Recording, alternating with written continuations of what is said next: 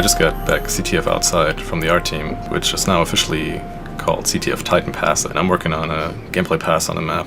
Just going in and making sure that is this map still playable in the same form that it was before in the shell form, which, you know, naturally the shell is kind of the purest form gameplay-wise, so there have to be some sort of concessions to be made.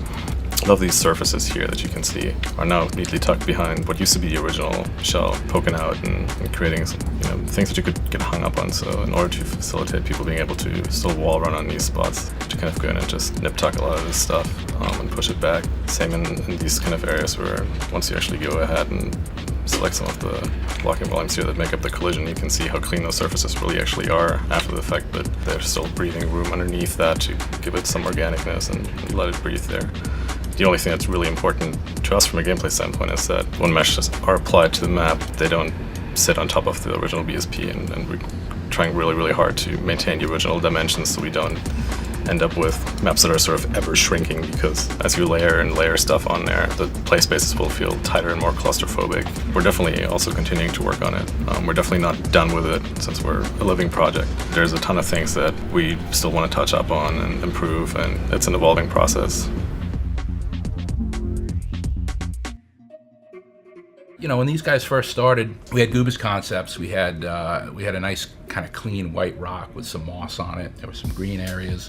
The castle block was meant to be hewn from the surrounding rock, so that's why everything was white on white on white. About midway through exploring some of that stuff, Josh and Rick turned some of the stone to metal, applied a rust texture to it, and you got this really cool slate gray with these kind of oxidation in the rock.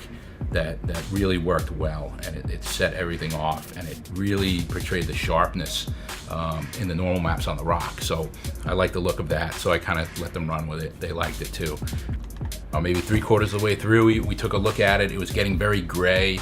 The rock was gray, the sky was gray, the metal was gray, and one of the ideas that I had was bringing this moss layer down so it feels like this area doesn't get too much sun, it's more damp. Let's bring some greens in there and some different tonal values, and that kind of brightened everything up. It also helped some of the player characters stand out from the backgrounds. Then we said, hey, how can we contrast the two sides? Because the sides were looking very similar as well. We started to bring back the white stuff, and we said, hey, what can we do with this white stuff?